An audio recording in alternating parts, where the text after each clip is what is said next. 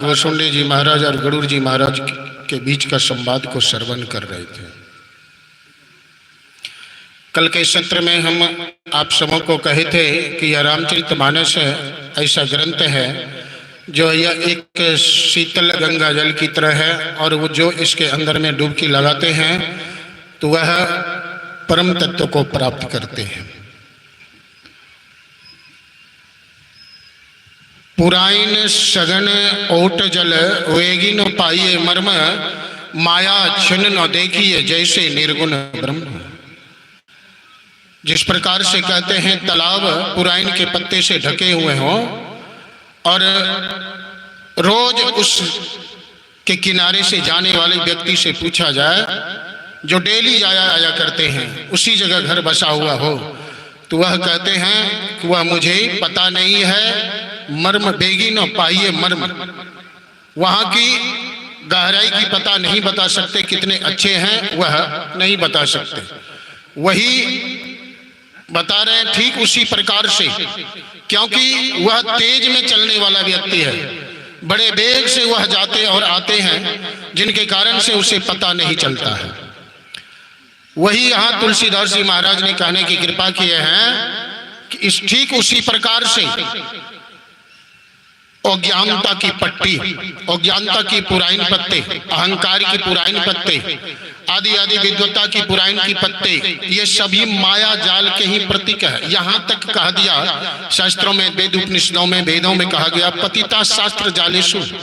ये शास्त्र के विद्या जितने भी हैं ये सभी पतिते की तरह है। पतिता एक लत होते हैं, वृक्ष होता है, उनको ले जाकर के अभी वैशाख आने वाला, उनको निकाल करके बाहर में कहीं में फेंक दीजिए और फेंक दीजिएगा, सूख जाएगा। कोई सनसनाटी की तरह वह कोई बच्चा भी तोड़ सकता है उसको, इतने सूख जाते हैं वह।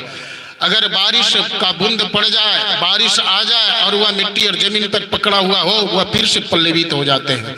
ठीक उसी प्रकार से कहते हैं जैसी जिसकी बुद्धि होती है उसके अंदर में उस हिसाब से वह अंकुरित कर देते हैं। यह ज्ञान है, पर वह उसी पुराइन के पत्ते की तरह वह उलझ जाते हैं, पता नहीं चलता उस व्यक्ति को। तो कहते हैं अगर पता कहां चलेगा, तो पता चलने के लिए कहते हैं पुराइन सघन ओट जल बेगी न पाइए मर्म, माया छिन न देखिए जैसे निर्गुण ब्रह्म। माया के कारण, अज्ञानता के कारण हम उस निर्गुण पार ब्रह्म परमात्मा, अभी हम लोगों ने जिस राम की भक्ति के विषय में श्रवण कर रहे थे, वह राम की भक्ति, वह किस राम की बात कर रहे हैं? ऋग्वेद में एक मंत्र आया, ऋचा है, राम रमंती इति राम, राम रामम रमंती इति राम। जो राम के भीतर में रमन करने वाला, जिसके कारण से वह दशरथ के पुत्र राम जाने जाते हैं, उसके भीतर में जो राम रमन करने वाला है, उस राम के विषय में हम लोगों को अभी बताया जा रहा था। उसी भक्ति के विषय में बताते हैं। और वह मर्म को कौन बताता है? वह मर्म कौन जो बताता है? मर्म उस मर्मी का ज्ञान है, उस मर्मी का नाम है सज्जन, अर्थात संत सदगुरु। सदगुरु वैद वचन विश्वासा, संयम यह न विषय की आशा।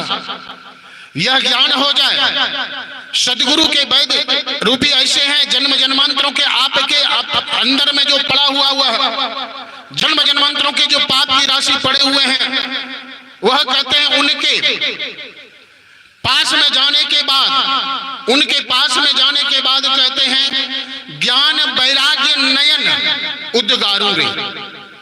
ज्ञान की नयन और वैराग्य की ऐसी नयन उनके अंदर में खिलते हैं, ऐसे उनका हृदय में स्फुटित होते हैं वह ज्ञान की नयन की आंखें, वह ज्ञान, वह उस राम को जान लेते हैं, उस राम के विषय में वह जानने लगते हैं। और जब उस राम के विषय में जानने लगते हैं, तब उसके अंदर में वह ऐसी दृष्टि खुल जाती है जो वह अभी हम लोगों को भजन आदि में हम लोग गाया करते हैं, जो पाठ के क्रम में भी आया कि वह राम की भक्ति में प्रेम करना चाहिए। वह राम पद पंकज नेहा, राम का पद क्या है उसके विषय में कहते हैं अहो भक्त सार भगति करो हो। संत सदगुरु महाराज ने कहने की कृपा किए कि सार भक्ति करो, और संत मत का ज्ञान का मुख्य उद्देश्य है कि सार भक्ति को ही आप जाने, सार भक्ति को ही पकड़ लें, निसार भक्ति को छोड़ लें। 9 प्रकार की भक्ति इसी रामचरितमानस के अंदर में हम लोगों को सुनने को मौका मिलता है। नवदा भक्ति में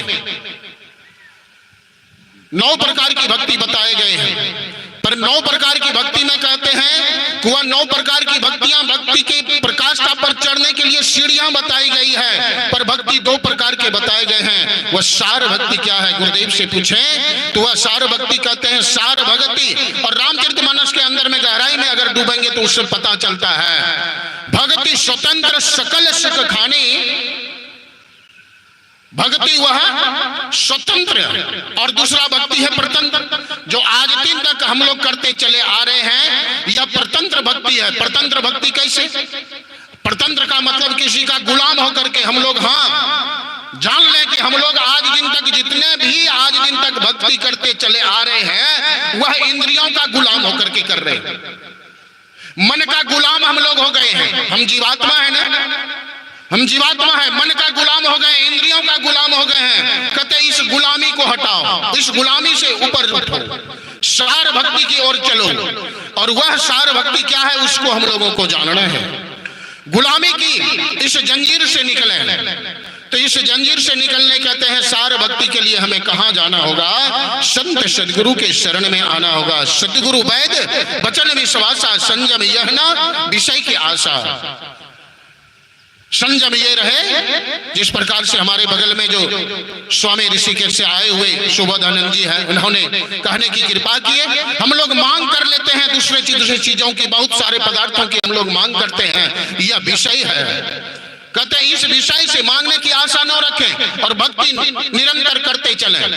गुरु मंत्र मुझे दिया है, गुरु मंत्र चले, उठते बैठते चलते फिरते गुरु मंत्र जप हो। रोटी बनाते, आलू काटते, प्याज काटते आदि जो भी काम करते हैं, गाड़ी चलाते, दुकान पर बैठते, जहां भी चल रहे हैं गुरु मंत्र का जप हो। वह जब गुरु मंत्र का हम लोग जप करेंगे तो उससे क्या होता है? मनोनिग्रह होता है। मन के ऊपर दमन किया जाता है। मन के ऊपर वह जो बहकता है इधर उधर इंद्रियों को पकड़ते हैं और इंद्रियों को लगा करके, मन को लगा करके गुरु को चरणों में ले जाता है। जब वह गुरु के चरणों में लेकर के जाएंगे, आपका जो है बिखराव जो पड़ा हुआ है संसार में जो है, हर हमेशा हर पल हर क्षण गुरु मन, हर पल हर क्षण गुरु मन जो में ही रहे हो। आपका मन हर हमेशा गुरु के गुरु मंत्र पर रहे, गुरु के चरणों में रहे। यह सार भक्ति है। और इसको करने के लिए हम लोग क्या करते हैं? तो हम लोग बहुत सारे कर्म करते हैं, एकादशी व्रत करते हैं। तो हम लोग जब पैर हाथ धो करके बैठते हैं तो यह एकादशी, असली एकादशी क्या है इसको जाने।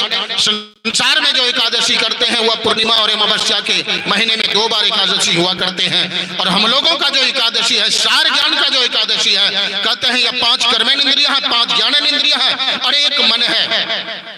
उनको इकट्ठा करना, उनके ऊपर दमन करना, गुरु मंत्र को लगा देना, पैर हाथ धो करके यह कौन सा स्थान होगा वह सुषमना में उसे ले जाकर के बैठाना, यही सार भक्ति है। वह असली एकादशी है।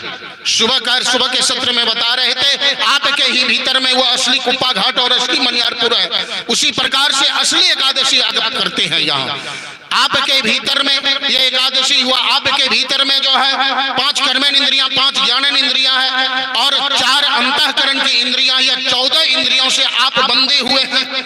आप इनसे निकलना है। आपको तो कहे इनके ऊपर में छठ दमशील विरति बहुकर्मा निरति निरंतर सज्जन धर्मा। इस ज्ञान को आप जब जानेंगे, आप सज्जनता को प्राप्त होंगे, वह छठी चक्र में प्रवेश करेंगे। उसका नाम है जितिया करना, उसी का नाम जितिया है।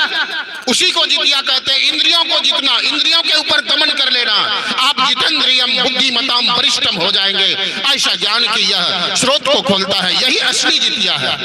उसके बाद जितिया के बाद लगे हाथ आते हैं दशहरा, नवरात्रा हम लोग करते हैं। यह 9 दिन का उपवास किए जाते हैं। 10वां दिन जो है हम लोग आजाद हो जाते हैं, स्वतंत्रता को प्राप्त होते हैं। दसवां दिन बेटी आदि विदा करना हो, किसी पंडित के पास जाने की जरूरत नहीं है।